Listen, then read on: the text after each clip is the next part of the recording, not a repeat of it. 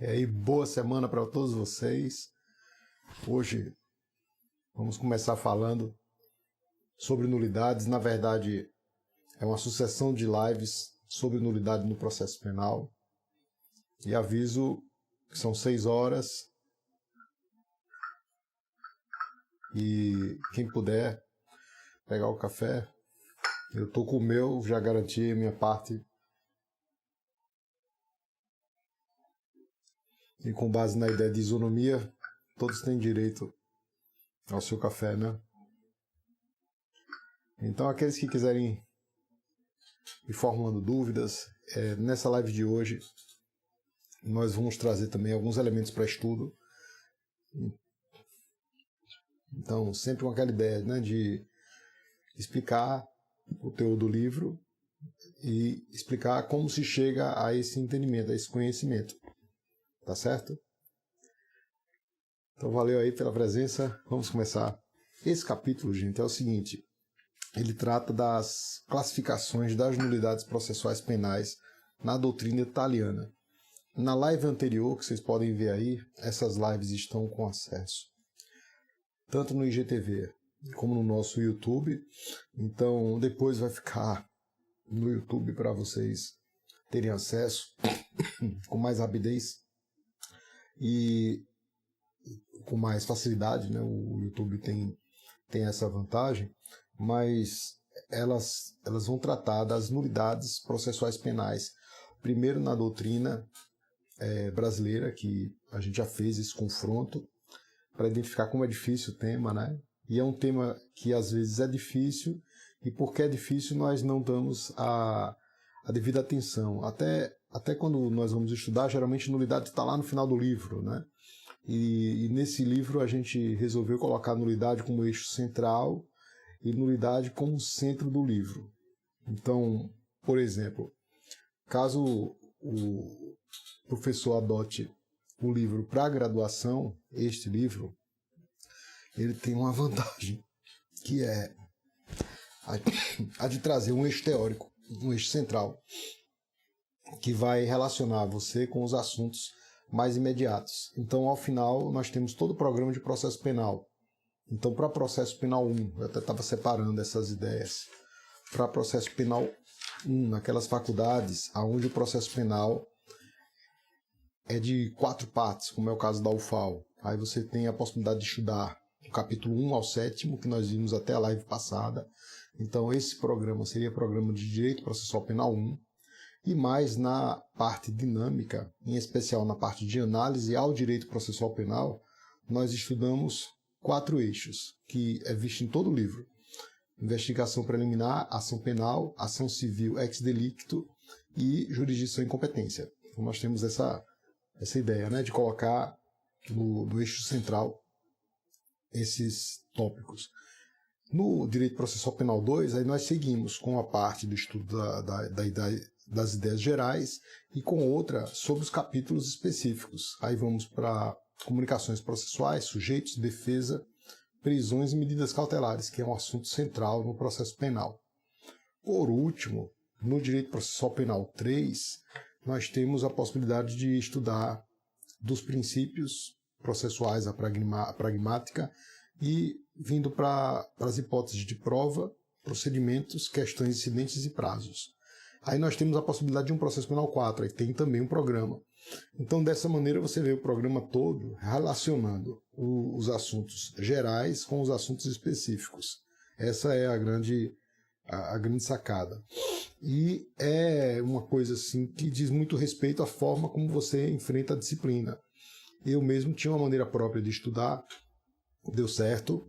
Então, eu geralmente associava o meu café a um local onde eu me sentia confortável. Então, por exemplo, uma rede era confortável para mim e eu costumava alternar os livros, né? Então, lia um assunto, lia outro, e dessa maneira a gente ia buscando uma maior eficácia nos estudos. E sempre com a ideia de um café, riscando muitos livros. Então, da maneira como eu estudava, eu conseguia identificar aqueles livros que eu já tinha lido só pelo fato de ao terminar o assunto, né? Aí a gente já tinha todo a gente já tinha todo o assunto visto, né, anteriormente, de maneira que quando eu colocava chave e asteriscos, etc., a gente identificava o que já tinha lido e fazia uma revisão mais rápida. Teve uma época que eu morei com amigos e o pessoal gostava de dormir, às vezes, na hora que não era ajustada a sua, né? Então eu conseguia um cobertor e a luz ela ficava abaixo do cobertor, né? De maneira que eu conseguia também aproveitar o tempo sem incomodar os amigos que estavam ao lado, e dessa maneira estudava também com auxílio de uma luz, né? Porque é importante que você tenha esse conforto na hora de ler. E uma das maneiras que eu venho tentando indicar é a forma de sistematizar. Então, por exemplo, o direito processual penal, eu estudei por diversos autores na época, eu buscava ler os assuntos e relacionar um livro com o outro. Neste texto que nós estamos expondo agora, e hoje nós vamos tratar das nulidades com ênfase na doutrina italiana, esse texto ele imita aquilo que eu fazia para estudar todas as matérias. Então é bem dizer a minha metodologia de como enfrentar os conteúdos, né? De como enfrentar e relacionar esses conteúdos. Então aqui eu acho que já chegou uma turma bacana, né? Obrigado. Vamos aqui iniciar o assunto propriamente dito, né? Tratando dessas classificações. Quando a gente fala de classe, gente, de classificar, é uma forma de você encontrar termos para explicar fenômenos. Então, uma classe é um termo genérico que você vai encaixando vários assuntos. Então, quando eu falo prova, prova é uma classe, prova penal, né? É uma classe. E eu posso encaixar em prova penal, por exemplo, a busca e a apreensão. Mas tem gente que prefere encaixá-la em outros meios, como se fosse, por exemplo, uma forma de medida cautelar assecuratória. Então, a busca e a apreensão ela pode ser tanto estudada como meio de obtenção de prova, como ela pode ser também entendida como meio cautelar, como uma medida cautelar. E digamos que ela seja um rótulo ambíguo, porque ela pode ser inserida num capítulo que trata sobre prova penal e ela pode ser inserida em um capítulo que trata de medidas assecuratórias, medidas cautelares em geral. Então, nós temos essa dificuldade, às vezes, de inserir um instituto em uma determinada classe. E quando vamos confrontar uma classe com a outra, nós também podemos ter algum contributo de um direito estrangeiro. E por que justamente a Itália, né?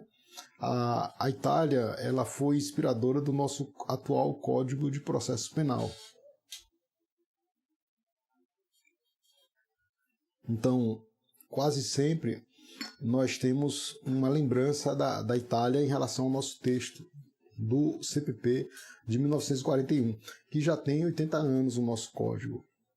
E foi inspirado no Código Rocco, não que seja um código modelo, mas acaba que a gente não pode ignorar o que veio de lá para explicar o que tem aqui no nosso código. E ainda a ideia de que o nosso código pode melhorar em termos de se atualizar em relação ao que tem sido feito lá na Itália. Então, por exemplo, em relação à nulidade, nós temos algumas classes interessantes que nós vamos explicando aqui.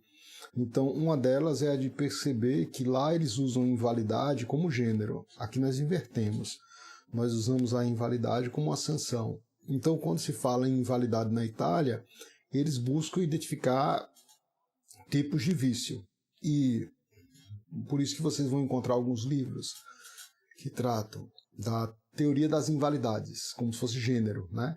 Mas, na verdade, a invalidade seria uma consequência aqui no nosso país. Né? E como aqui a xícara realmente é grande, hoje trouxeram um pouco de café aqui para mim, até vou reclamar, né? Eu gosto dela um pouco mais cheia. Mas já compraram propositadamente essa xícara para mim, porque sabem que eu gosto de café.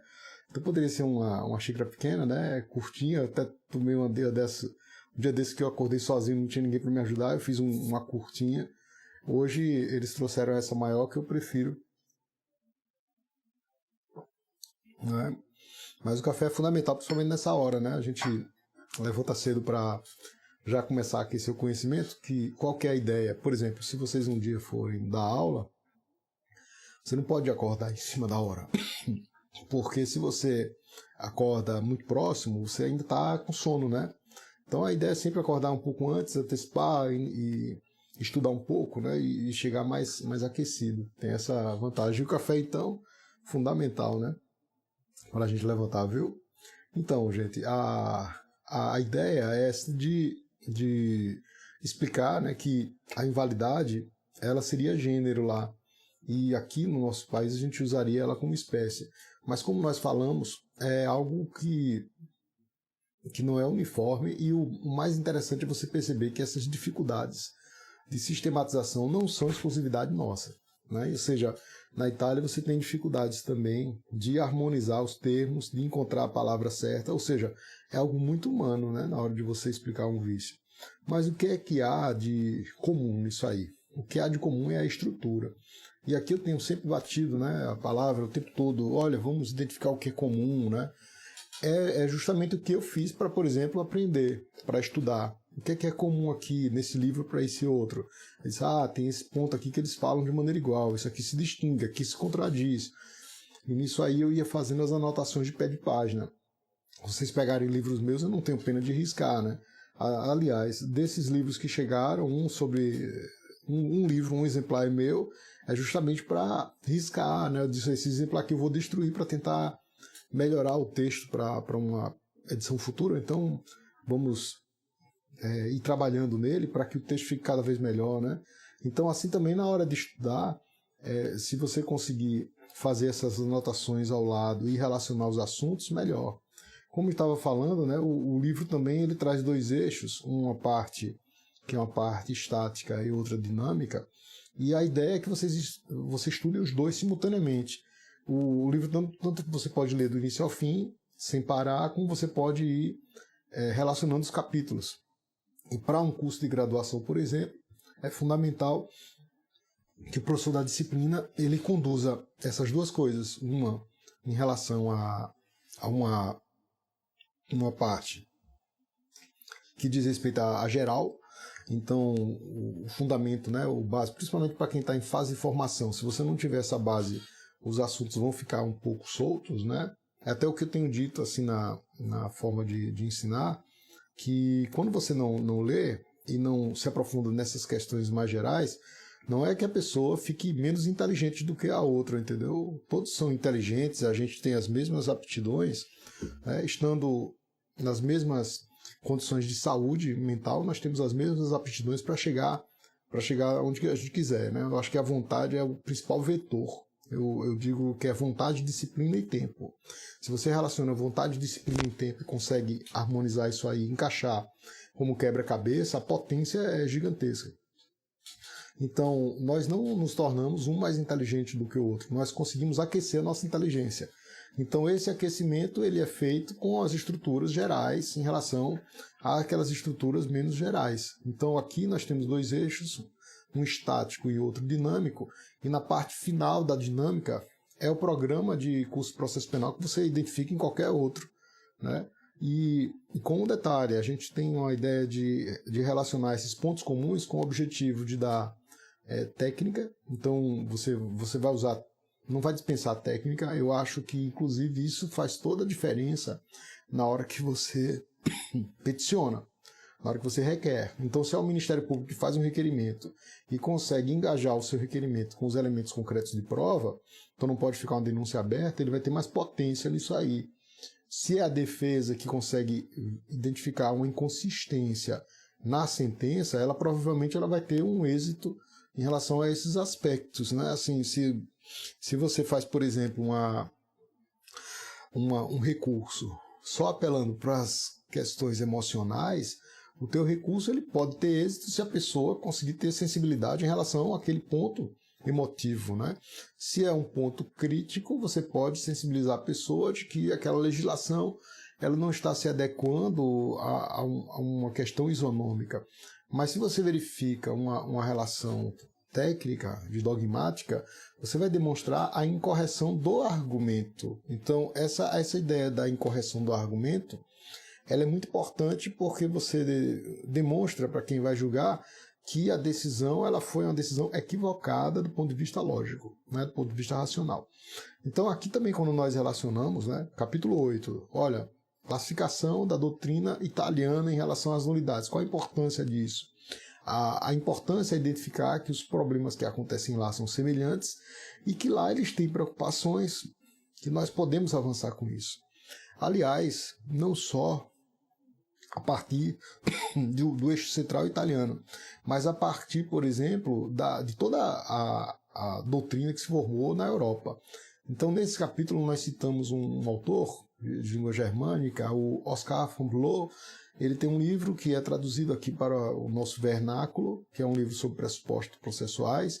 E o que eu posso dizer para você, em termos de algo comum, é que eles sempre relacionam um antecedente com um consequente. Então, qual que é a ideia do controle do processo? É que nós precisamos de requisitos prévios, e esses requisitos prévios eles são condições necessárias à operatividade dos efeitos.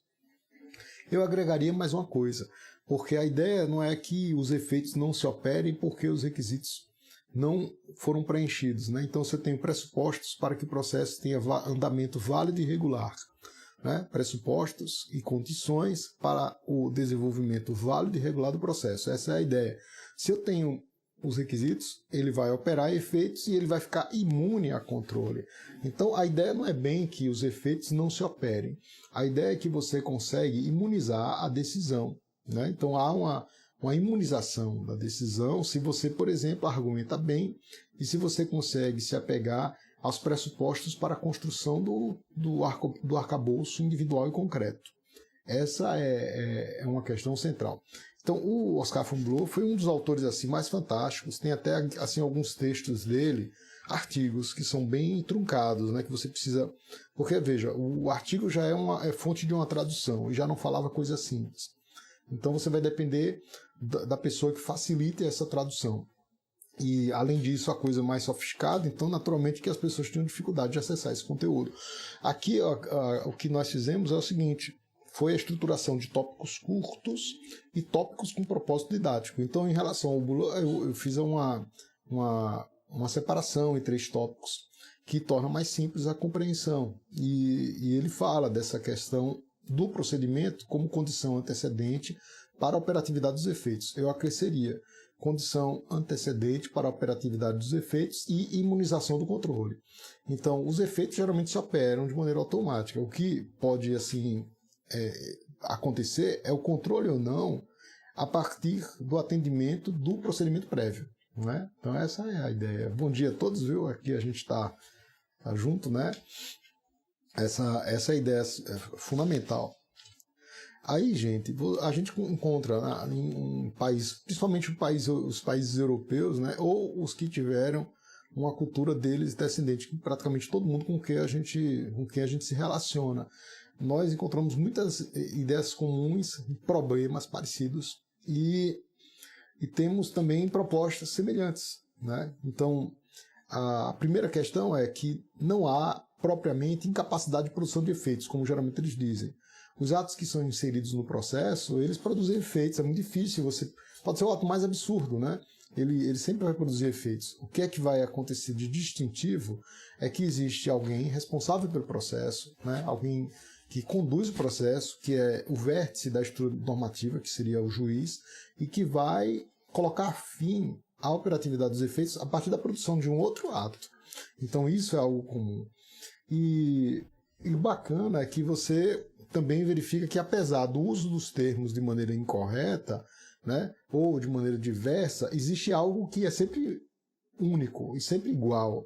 Então a gente pode dizer o seguinte: olha, se eu não escolho bem um termo que pode de repente causar dúvida na hora de controlar um ato processual, o fato é que a estrutura racional ela será idêntica em termos de você identificar um vício e aplicar-lhe as consequências. E aqui vem uma questão assim que relaciona o tópico com um outro capítulo, que é um capítulo mais complexo sobre prova, né? A ideia de você ter um capítulo sobre prova penal, né? Prova sempre foi um assunto central no nosso processo, né? A gente diz assim, existe gestão da prova. Então, prova penal sempre foi algo central. Por quê? Porque é através da prova que você conhece o fato. Ou seja, se você olha, por exemplo, uma norma, uma nulidade, e você não vê nada, é através dela que você vai ver tudo. Então, em termos de prova, eu chamo prova de fato normado. Aliás, tudo no processo seria uma relação normada. Isso porque não pode ser simples uma evidência, né? Então alguém vai, olha, tá aqui a prova, o celular, eu gravei, né? Aquilo não é prova ainda no sentido normativo. Aquilo é uma condição necessária para ser prova no futuro. Então, em relação ao que a gente pode se apropriar de bom do que tem na Itália, nós buscamos a inutilização. A gente tem alguns elementos aqui parecidos com a ideia de inutilidade, de inutilização de uma prova, né? Mas não é bem a que eu quero chegar, justamente é o controle. O controle não recai propriamente sobre a prova. O controle recai sobre o ato aquisitivo da prova. Então, como nós podemos identificar esse controle e a forma de fazer esse controle de maneira racional? É separando as etapas probatórias, tal como já foi objeto de esclarecimento por parte de uma imensidão da doutrina, né, que se fala, por exemplo, a prova é objeto de postulação, alguém pede a prova, então para pedir tem que ter legitimidade, tem que ter iniciativa, né, tem que respeitar os lindes do sistema acusatório para pedir. A prova é objeto de aquisição, de comunhão. Então, um dos princípios da prova que você estuda lá no capítulo de prova, é comunhão da prova, você vê aqui no eixo da nulidade, que também nós precisamos da teoria da nulidade para controlar a ideia de comunhão da prova. Então não é algo solto, né? É algo que precisa realmente de justificativa. Então a aquisição é quando você defere a prova. Eu, juiz, faço a admissão. Olha, gente, entra aí toda a teoria sobre prova ilícita, né? Então nós, na verdade, temos teorias sobre prova ilícita. Desde a regra geral, né, a regra de exclusão, teoria da exclusão da prova ilícita. Então, são inadmissíveis no processo as provas obtidas por meios ilícitos. Esse texto que está na Constituição, ele é um texto riquíssimo, né? Assim, eu não sei se vocês têm ideia, mas ele abrange aí todas as acepções de prova. Prova é procedimento, prova é resultado desse procedimento, prova é fonte, né? Prova é rito. Então, quando eu digo, olha, provas obtidas por meios ilícitos, é tudo. É tanto o resultado quanto o meio de obtenção, como a sua fonte. Então eu vou fazer aí um controle rigoroso a partir de uma estrutura extremamente simples, aparentemente simples, que é a estrutura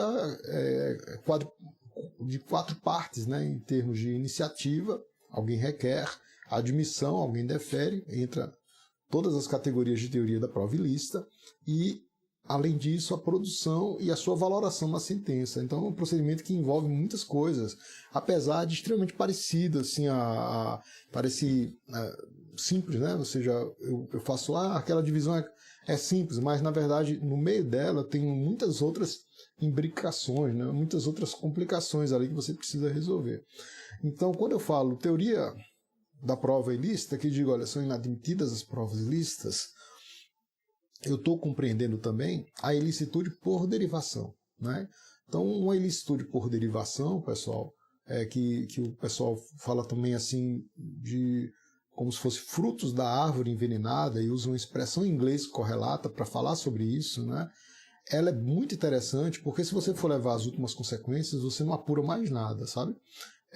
Porque se o ponto inicial é contaminado, ela seria capaz de causar uma propagação dessa contaminação para todos os elementos que nela tivesse algum contato, algum ponto de contato. Então, a partir dessa teoria, que é uma teoria extremamente relevante, se formam outras teorias que você só vai entender se você perceber a função da linguagem nela. E isso a gente procura deixar claro para tornar a coisa mais fácil.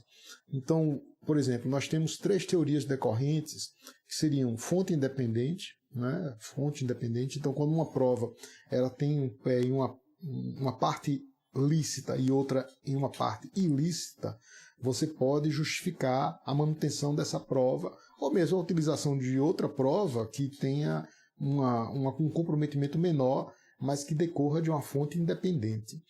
Aí, a partir disso, eu tenho uma outra muito parecida que você só vai entender com a relação de sucessividade. Eu acho que o nome-chave é esse, é o nome relação. Que muitas das vezes, eu estava lendo um livro, o autor falava também de uma coisa parecida, né? E eu digo, caramba, ele está falando a mesma coisa que eu falo, mas com outra nomenclatura.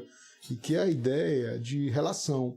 Então, quando eu falo, por exemplo, prova ilícita sucessiva, né, eu estou querendo me referir ao que eles chamam de descoberta inevitável, ou ainda fonte independente, só que hipotética. Eu imagino, é coisa mais difícil do que a primeira, porque a primeira tem uma fonte concreta lícita e uma fonte concreta ilícita. Aqui eu tenho uma fonte hipotética independente, né? Uma fonte hipotética. Então essa fonte imaginada, ela vai demandar de você uma argumentação maior para manter uma prova ilícita, né? Então aqui é uma coisa assim mais delicada, não está tão expresso no artigo 157 do Código, mas parece que decorre dele. Acho que não há problema em se verificar que decorre dele, sabe? Porque o texto acaba sendo lacônico e você pode bifurcar a coisa. Então eu tenho fonte independente, concreta, e eu tenho fonte independente mais imaginária, hipotética, né? A concreta é mais fácil de você justificar. Essa prova ilícita permanece porque existe uma outra fonte ilícita, independente. A outra você precisa justificar. Olha, eu saberia desse fato, ainda que em um momento posterior, ainda que em um momento subsequente. Por isso eu vou manter essa prova ilícita, mais complicado. A outra questão, também delicada, é a teoria da conexão atenuada. Então a gente também coloca ali, naquela segunda parte da etapa probatória, a teoria decorrente das teorias sobre provas ilícitas, que é a teoria da conexão atenuada, que é você dizer o seguinte, olha, realmente eu soube através dessa prova ilícita desse fato específico, mas soube de uma maneira não tão determinante. Esse fato ele foi informado por outras pessoas que foram ouvidas de maneira lícita, e dessa maneira você argumenta. Então vejam que a força de quem está justificando, ela vai determinar se a prova poderá ser controlada ou não pelo tribunal. Então, se o juiz fundamentar mal, provavelmente essa prova ela vai ser excluída do processo, porque a corte vai entender que ela não deveria ter sido mantida, né? E o juiz manteve, diz, olha, não dá, né, para manter dessa maneira. Mas se alguém tiver uma capacidade argumentativa melhor e fundamente isso de uma maneira que a prova possa ser justificada por outros elementos, provavelmente ela vai ser mantida nos autos. Isso é um problema para a gente. Por quê? Porque torna o nosso direito um direito mais aleatório, né? O direito fica mais no limbo. O nosso direito processual penal, então, ele vai ter ampliado a sua contingência em relação a esses elementos. De onde vieram todos esses elementos, né? Além do contributo italiano, nós temos, em relação à prova ilícita especificamente, muita coisa do direito norte-americano, né, da contribuição da fundamentação das decisões da corte de lá, e eles fundamentam de uma maneira muito forte, né? Ou seja, se nós formos comparar a maneira como eles argumentam e fundamentam, parece que eles têm mais cuidado, talvez porque o sistema de precedentes ele requer esse cuidado, porque o nosso se baseia em legislação. Então, a legislação ela decorre de um debate nas casas legislativas, né, no Congresso. Então, esse debate é um debate prévio que também vai abreviar as formas de decisão. Lá, como não há, via de regra, esse procedimento mais demorado como é o nosso, a ideia é uma justificação que seja colocada na decisão. Dos livros que a gente recomenda assim, para ter uma ideia de como a coisa acontece em um sistema de common law, o de Benjamin Cardoso, eu não sei se vocês já ouviram falar, Benjamin Cardoso, mas é um livro clássico, é um livro encontrável muito facilmente, e que trata da natureza do processo judicial, fininho. Mas lá você percebe a experiência de um jurista tradicional, né, que participou da Suprema Corte, e como eles têm cuidado, esmero, ao dizer que a conclusão deve ser X. Então, se eu digo, olha, essa prova deve ser mantida nos autos, é uma prova que tem uma aparência de ilicitude, né, eu preciso dizer com muita força argumentativa as razões pelas quais aquele elemento deve ser mantido nos autos. Então, não pode ficar de fora. Aí, gente, voltando para a questão da inutilidade, da inutilização, né? Então, para todos que estão aqui, né, meus cumprimentos, a gente está falando da parte de nulidades, especialmente relacionando com as nulidades no direito italiano e nos apropriando de alguns elementos para o direito brasileiro. Uma delas, que é um ponto central na nossa forma de expor o processo penal, e que usamos isso o tempo todo, é inutilização. Então os autores falam muito isso, falam isso hoje, falam disso, inclusive aqueles que são mais novos, né? Então nós temos na Itália contato com escritos de autores mais tradicionais, como é o caso de Franco Cordeiro, um autor famoso, como também textos mais recentes que dão uma arejada naqueles institutos tradicionais, mas não se desapegam deles, né? Então a inutilização ela estaria na segunda etapa probatória. Então, quais são as etapas probatórias segundo o eixo mais comum? O pedido, alguém postulação, né? Pedido, então tem que se filiar ao sistema acusatório. A ideia de aquisição ou comunhão da prova, que é o deferimento. Então, alguém pede, eu examino e submeto ao filtro das teorias sobre prova ilícita, aquela admissão. Então, às vezes, gente, a gente não controla a inserção de uma prova ilícita no processo. Isso só acontece depois, né? Isso pode acontecer, o juiz não percebe que há uma ilicitude ali na origem, né? E só na sentença ele identifica isso. Então é justamente quando eu não faço o controle prévio na segunda etapa que vai ter lugar a teoria da nulidade para nulificar o ato aquisitivo. Então, nulificar o ato aquisitivo significa apor-lhe uma invalidação. Vejam, muita gente tem dúvida se a teoria da nulidade se aplica à prova, né? Mas a prova é tão insidiosa, né? A prova é tão nociva, a prova ilícita é tão nociva quanto um ato nulo. E se a gente não tem como aplicar de maneira lógica a nulidade à própria prova, nós podemos aplicar a nulidade sobre o procedimento. É por isso que enxergar as coisas à luz da teoria do direito dá toda uma distinção.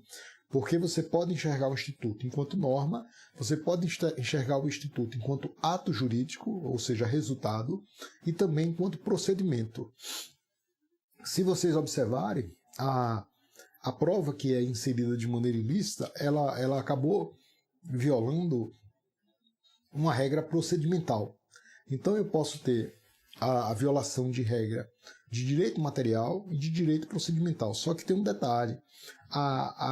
A ideia de procedimento no processo penal ela é muito de essência.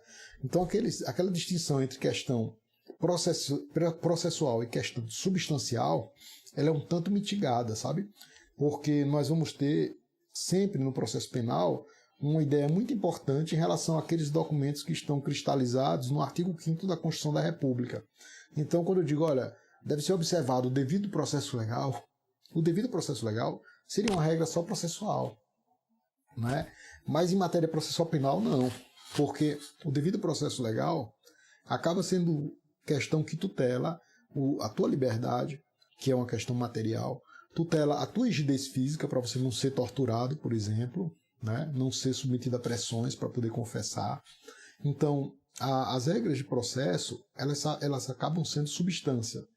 E aqui nós vamos ter aquela ideia que, embora a nulidade vá recair sobre o ato aquisitivo da prova, ela vai determinar a inutilização da própria prova, porque a violação do procedimento acaba contaminando também alguns direitos de natureza substancial. E o que é que se parece no nosso ordenamento jurídico com a questão da inutilização, né? O nosso ordenamento jurídico trata isso de maneira muito lacônica, sabe? O nosso sistema vai tratar de destruição da prova quando se refere à interceptação telefônica, por exemplo, né? A interceptação telefônica, hoje, a nossa lei de interceptação telefônica está muito mais abrangente. É interessante isso, gente, porque a lei 9296 ela foi criada como decorrência de uma proteção do direito à intimidade que está no artigo 5º, inciso 12 da Constituição da República. Então, Constituição de 88, nós demoramos 8 anos para editar a lei 9296. E a lei trouxe uma novidade à época. percebendo que nós estávamos caminhando para um projeto de inserção de tecnologia, ela previu também a proteção de dados de telemática. Esse nome telemática é o nome mais abrangente porque envolve tanto as comunicações por signos orais, né, por signos auditivos, como também por dígitos escritos. Então, a nossa Lei 9296, ela quis proteger, né, quis tutelar, não digo nem que protege, porque na verdade a previsão legal ela não impede que você tenha o seu direito violado, mas existem previsões de reações a isso aí, né? Então, a ideia de reação é quando você verifica a ilicitude, há uma resposta legal em relação a isso. Então, a nossa lei tem essa previsão de reações em relação aos problemas telemáticos, que envolvem também informática. Então, nosso sistema de telefonia mudou muito, né? A gente também tem outros problemas que a lei não abrangeria, que é o problema, é a questão de comunicações via rádio. Então, por exemplo, se você está com Handtalk, aqueles comunicativos por rádio, né? Ela não estaria abrangida pela noção de telemática. Isso é um problema, porque se alguém intercepta isso, né? A gente vai ter dúvida, olha, o que é que eu vou fazer? Porque não está dentro do autorizativo da Lei 9296. Essa prova vale? Né? Eu diria que não. Porque para que haja validade da prova, o raciocínio é exatamente o inverso. Ou seja, a lei tem que admitir expressamente que o teu direito possa ser violado para que aquele elemento possa valer. Como nós não temos abrangência legal, ele não vale. Aí nós voltamos para a Lei 9296 com as alterações promovidas pela Lei Anticrime, que é a Lei 13.964. Né? A Lei Anticrime, pessoal, ela trouxe... Na Lei 9296 agora, ela trouxe previsão para as interceptações ambientais. E é curioso, porque somente agora a gente tem a previsão expressa em relação às interceptações ambientais. Vem justamente na hora em que a proteção do ambiente, né, se proteger o ambiente, se tornou mais importante do que se proteger uma ligação telefônica. Nós passamos a nos comunicar muito mais por intermédio de aplicativos, né, digitais, de uso de dados em termos escritos, né, marcas deíticos, do que propriamente comunicações via telefone, aquela ligação tradicional. Né? Eu às vezes sugiro, né, rapaz, ao invés de mandar mensagem, né, é um feliz ano novo, me dá uma ligada, feliz ano novo, desliga o telefone. A velha ligação, ela não acontece mais, né, quase nunca você recebe uma ligação, e quando recebe, às vezes ela está num momento inoportuno, aí você acaba usando cada vez menos a ligação telefônica, mas que o fato é que a gente passou a ter outras formas de comunicação que não aquela velha ligação telefônica. Então, o ambiente se tornou sede de problemas, né? Porque alguém vai e coloca um dispositivo que tem a capacidade de captar mensagens à distância, né? E a nossa lei hoje prevê requisitos mais rigorosos para que você possa interceptar o ambiente de alguém. Então, para instalar lá o dispositivo, né, invadindo a normalidade da tua comunicação. Então, uma das noções centrais é a normalidade, o que for anormal, né, aquela ideia de anormalidade, o ponto de, por exemplo, o que for clandestino é anormal. Então, se eu estou em um ambiente público, mas estou me comunicando com alguém de maneira que eu confio naquela comunicação, se alguém chega por trás e começa a escutar, isso é uma anormalidade que pode contaminar o elemento informativo. Então, eu preciso de autorizativo judicial. A Lei 9296, então, hoje prevê requisitos rigorosos para a interceptação ambiental. Aí vem uma questão interessante. E em relação às interceptações anteriores, vale ou não? Porque se nós percebermos que se trata de um direito de primeira dimensão, eu precisaria de um canal rigoroso para afetar a comunicação de uma pessoa em um restaurante, por exemplo. Né? Então não havia autorizativo legal para esses tipos de interceptação ambiental. Então, interceptações instaladas em escritório de advocacia, em empresas, né? Ou em gabinetes, e que não tiveram antes uma previsão autorizando, permitindo isso. E que hoje, curiosamente, há. Ou seja, se existe hoje uma permissão expressa que deve ser observada, né, um autorizativo para você interceptar o ambiente, a questão é, e as anteriores valem? Porque se nós precisamos da legislação hoje, no mínimo é questionável o que aconteceu antes sem legislação, né, sem autorizativo. E realmente nós não tínhamos na Lei 9296 esse problema. E a nossa lei de interceptações hoje não é mais de interceptações telefônicas.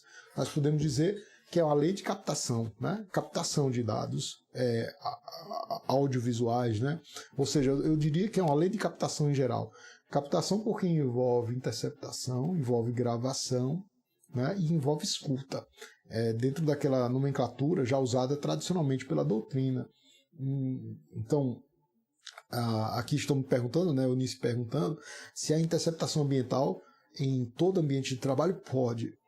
Desde que respeite os requisitos legais, é possível, né? Áudio e vídeo é possível. Agora, naturalmente que isso deve observar uma proporcionalidade da medida. Eu acho que o nome proporcionalidade diz muita coisa, porque é a proporcionalidade que incide aonde não há legislação expressa. Então, nós podemos ter uma interceptação dessa natureza, e desde que haja respeito à dicção da Lei 9296 e ainda que nos espaços onde ela não regular expressamente atenda à ideia de proporcionalidade em função da proteção da garantia fundamental. Então a proporcionalidade nunca deve ser explicada à luz de uma necessidade punitiva. Pelo contrário, ela deve ser explicada à luz da proteção da garantia fundamental. Aonde eu não tiver necessidade, adequação e conformidade em sentido estrito, eu não posso interceptar. Então a ideia é de exigibilidade, conformidade e justa medida, né? O espaço daquele onde pode recair. Então o que pensamos que não poderia jamais acontecer é interceptação durante a noite, né? Assim, por exemplo, instalar os equipamentos de interceptação à noite em ambiente como um escritório de advocacia. Temos decisão nesse sentido, infelizmente, que a nosso ver descurou da nossa tradição de conceituar casa. Casa não é só o local onde você dorme, né? Casa é o compartimento habitado, casa é todo compartimento que merece proteção da intimidade. Então, às vezes, é até um local público, mas é onde você dorme, é onde você se recolhe. E nos espaços considerados noite, você não poderia se meter, se inserir, né? Então é isso. A ideia de inutilização em tom da prova, ela tem muito a ver com a lei de interceptação telefônica. Vejam que é uma ideia italiana, né? E quando eu falo nulidade do ato aquisitivo, me referindo ao procedimento probatório, às etapas probatórias, essa forma de explicar também tem em pé na Itália, a partir das eleições de Franco Cordeiro, por exemplo, dos mais clássicos, né? Porque eu não anulo a prova, né? A prova, ela rigorosamente não faz muito sentido você dizer que a prova é nula, porque se você estiver se referindo, né, à prova enquanto elemento de fato, você não anula o fato. Você vai anular sim, a partir do momento que aquilo tem tratamento normativo. Então eu anulo o ato aquisitivo, nulifico o ato aquisitivo, ou eu nulifico a sentença. Então, o que pode ser nulo é a sentença, e você pode chamar a sentença de prova se você tratar a prova como argumento. Aí tudo bem, mas você, por exemplo, eu vou anular o áudio, não faz sentido, né? O áudio não é anulado. Eu vou anular o vídeo, não faz sentido. O vídeo ele será objeto de exclusão e poderá ser objeto de destruição. É isso que o código dispõe, né? É isso que a lei de interceptações reza, né? Que você vai excluir, né? Então você aplica uma regra de exclusão, uma regra sobre prova ilícita, então exclui exclusionary rules, ela é expulsa do processo, ela é expurgada, e você pode aplicar-lhe a destruição com acompanhamento do Ministério Público, né? A ideia era que esses elementos fossem também acompanhados pela defesa. A nossa legislação acaba sendo incompleta aí, não deixa claro, e o fato é que você pode ser investigado por anos a fio, depois esses elementos de prova podem ser destruídos e você pode simplesmente nunca tomar ciência de que um dia foi investigado. Isso pode acontecer e isso é objeto de crítica doutrinária, né? Aí, gente, ainda volvendo aqui para a questão italiana, interessante, porque nós temos dois sistemas probatórios, né? Aí, antes disso, responder aqui a uma pergunta que nos foi feita, né, por Gustavo. O automóvel pode ser considerado também um asilo inviolável do indivíduo é outra questão assim que a nossa legislação não responde, né? E existem carros que são casas. Então, assim, existem trailers, né? Pessoas que moram em casa, tem pessoas que moram em barco, né? Existem as casas boot, são as casas sobre rio, né? Sobre lagos. Então, esse problema é um problema interessante porque vai explicar como a nossa linguagem é aberta. Então, o nosso livro tem essa pegada, né, de tentar fechar formalmente a linguagem quando você tenta fechar, você vai ter sempre problemas. A linguagem sempre coloca a gente em cilada. Eu estava falando isso ontem, eu disse, poxa, o que é um cavalo? Aí a pessoa, o cavalo é uma pessoa grossa. Aí o outro diz, não, o cavalo é um animal. O outro diz, é peça de xadrez. Ou ainda você pode apelidar qualquer outro animal de cavalo. E aí, olha, aquele ali é o cavalo. E o cavalo não é bem um cavalo, é um cachorro. E você vai convencionar o termo, né? Então, quando você fala casa, o carro é uma casa, né?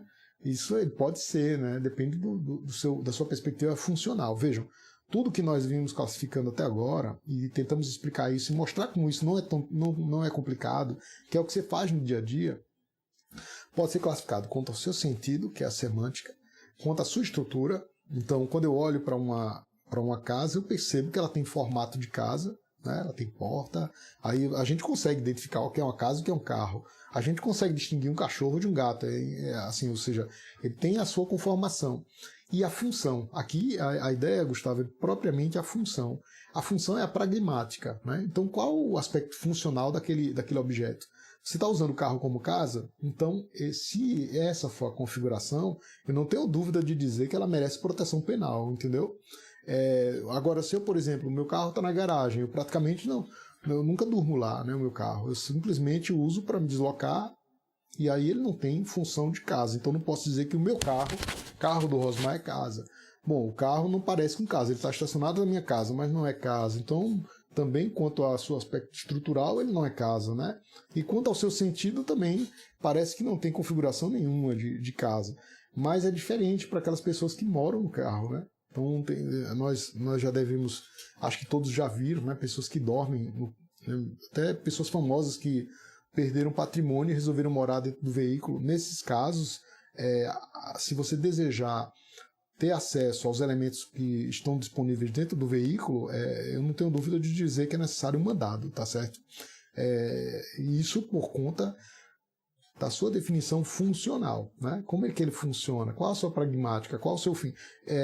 Observem que se você tiver uma percepção de teoria do direito, você consegue explicar melhor os fenômenos, né? Você consegue, inclusive, sustentar melhor o seu ponto de vista. Voltando para a questão da prova ilícita, né? E assim, eu acho que o maior contributo do direito italiano assim, para esse ponto aqui do nosso programa é a noção de prova, especialmente aonde cai a nulidade, se cai sobre o ato, se cai sobre a prova, né? Como é que eu vejo o que de prova aí? A prova é argumento? Se for argumento, você pode dizer a nulidade do argumento. Mas se a prova for elemento empírico, não faz sentido você dizer, então, que há nulidade do elemento empírico, né? O elemento empírico, ele dá ensejo a um controle, né? Ou seja, uma relação de antecedente com consequência. Como é que funciona a minha cognição em relação àquilo? Aí podemos, gente, ainda classificar os sistemas, e a gente faz isso aqui, é por isso que o nosso eixo geral com o eixo específico, ele é perfeito, porque nós vamos especificar dois sistemas a partir da configuração de um sistema diverso do brasileiro, mas que o brasileiro se abriu, né? O brasileiro se fundamentou nele, né? O sistema italiano. E ainda hoje inspira muita coisa, ou seja, a gente explica muitas das nossas razões normativas a partir da configuração italiana. Então, os dois sistemas de prova que nós colocamos aqui é o sistema de prova proibida e o sistema de inadmissibilidade probatória. Então, eu tenho dois sistemas que proibição e vedação acaba sendo a mesma coisa, mas a gente distingue considerando a especificação dos vícios ou a não existência de especificação. Então, se for como o nosso sistema que diz, são inadmitidas no processo as provas obtidas por meios ilícitos, esse sistema é o sistema da prova vedada, né? Agora, se eu vou lá para o sistema e digo, olha, são inadmitidas no processo as seguintes provas. Aí coloco lá, prova obtida sob tortura, invasão de domicílio, prova obtida por invasão de domicílio, prova que desrespeita tal procedimento legal, reconhecimento de pessoas que não se vale dos elementos do artigo 226. Se eu vou especificando, esse sistema é denominado de prova proibida, sistema da prova proibida. Por quê? Porque a tipicidade probatória, uma por uma, né? Então, são formas de você identificar e explicar. Um sistema, o nosso, ele vai considerar como tudo ilícito se não respeitar a configuração legal. Então, isso vai ao encontro daquela ideia que eu falei nas primeiras lives, de endonorma e perinorma. Endonorma é o que é devido. Perinorma é o que é indevido.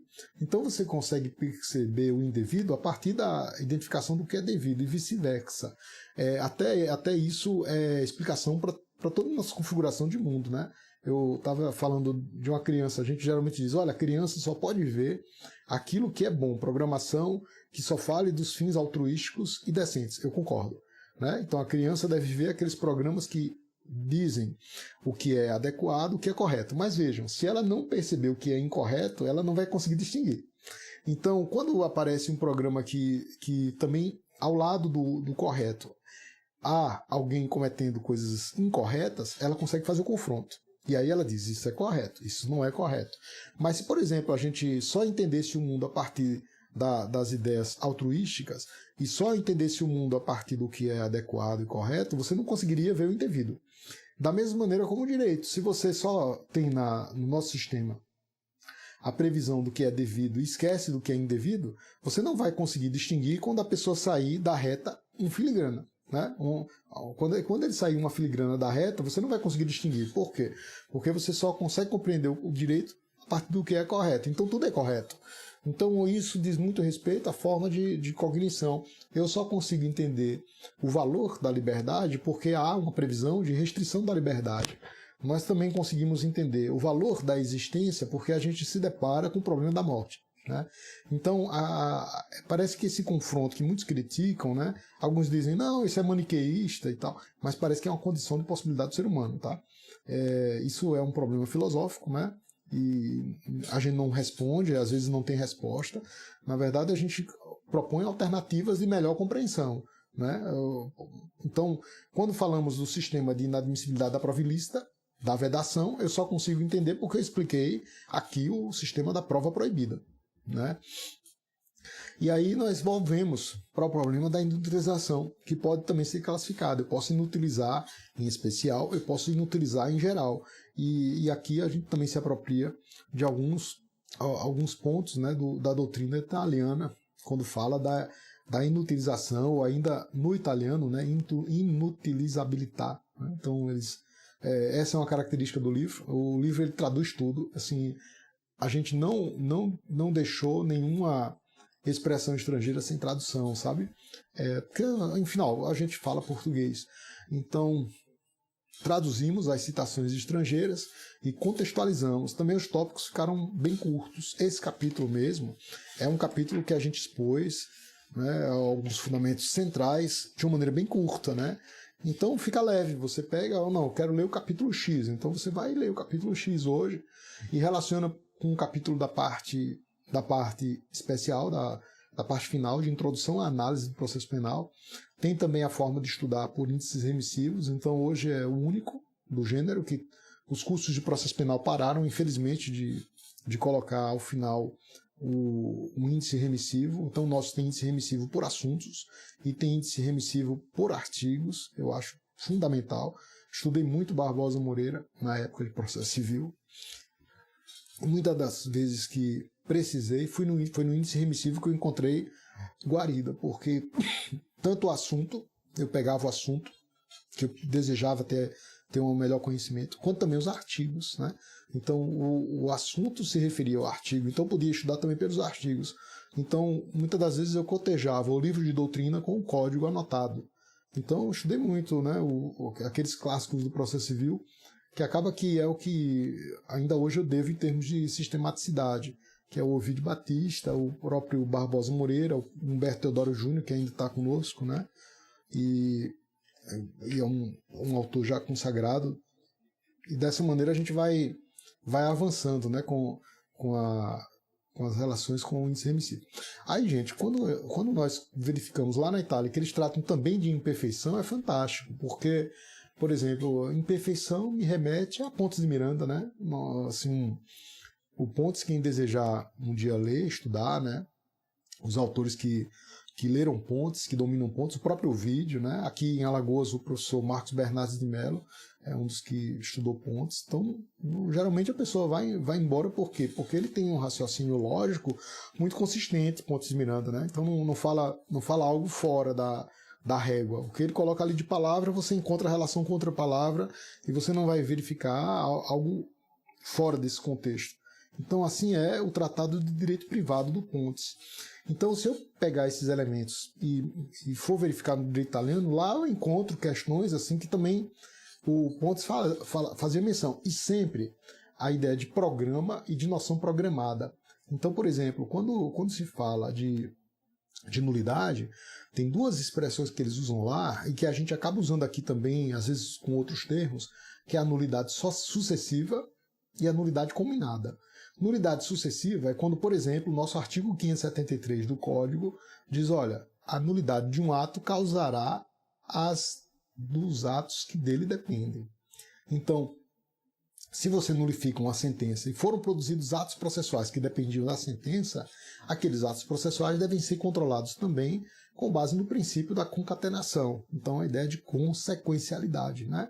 E também, às vezes, de retrooperatividade, ou seja, o ato pode ter um efeito prospectivo, o ato nulificado pode ter um efeito prospectivo, e a nulificação também pode ter um efeito retrospectivo. Então, em termos prospectivos, são os atos que deles dependem. Em termos retrospectivos, é quando a nulidade é entampada na sentença. Então, você, por exemplo, profere uma sentença hoje. Se você se valeu de uma prova que seria ilícita, você transformou a prova em argumento, provavelmente aquela sentença será eivada de um problema. Pode ser um problema de vício formal, que vai ensejar a nulidade, pode ser um problema de vício de julgamento, que aí vai ensejar a reforma. Então você pode ter a invalidação, que é a nulidade da sentença, e você pode ter a reforma, que é a sua modificação em conteúdo. Geralmente, quando se refere à nulidade de procedimento, à nulidade probatória, nós vamos ter a invalidação da sentença como correlato. Então se fala em nulidade sucessiva, eu diria também nulidade retrooperante. Além disso, nulidade combinada. Então, outro termo assim, importante, por quê? Porque vai distinguir as nulidades típicas daquelas que não encontram tipicidade expressa, né? Essa percepção, né, que a gente precisa ter de verificar que quando a lei expressamente diz ocorrerá nulidade, eu, juiz, não posso dizer diferente, a não ser que a lei incorra em inconstitucionalidade, né? Então, olha, se eu digo assim, ocorrerá nulidade nos seguintes casos, eu, tribunal, não posso dizer não há nulidade nisso, compreende? Que é ilógico. Se a lei diz que há nulidade, como é que eu, tribunal, estou dizendo que não há nulidade? Né? Não há nulidade se o réu não é intimado da sentença. Peraí, né? Não há nulidade se o réu não é intimado para falar. Bom, como assim não há nulidade? Porque o dispositivo está dizendo expressamente que ocorrerá nulidade. Para que você, tribunal, negue, é necessário, então, que você se afaste do dispositivo por considerá-lo inconstitucional, né? Então, essas distinções, né, elas são objeto de muita confusão na hora de se aplicar. A ideia de nulidade combinada é um relato ao juiz. Aí eu trabalho novamente com o Tércio Sampaio Ferraz Júnior em termos de relato e cometimento. Relato e cometimento normativo. O relato é quando o dispositivo diz a você. O relato é objeto de reflexão, né? Então, quando o dispositivo diz, olha, a prova deve ser destruída quando ela é ilícita e desentranhada do processo. Aquilo é um relato. Eu vou, então, refletir sobre aquilo. Eu digo, não, o código não se expressa muito bem. Esse termo é um termo vulgar. Se trata do instituto inutilização, né? Um instituto que precisa ser explicado. Eu vou inutilizar, eu vou, na verdade, nulificar o ato aquisitivo e vou inutilizar a prova, desentranhando, isolando, destruindo, como consequência. Então, quando tenho um dispositivo legal, aquilo é um relato. O cometimento ele já não é reflexivo, o cometimento é monológico. O cometimento ele é indicativo, ele é um diretriz.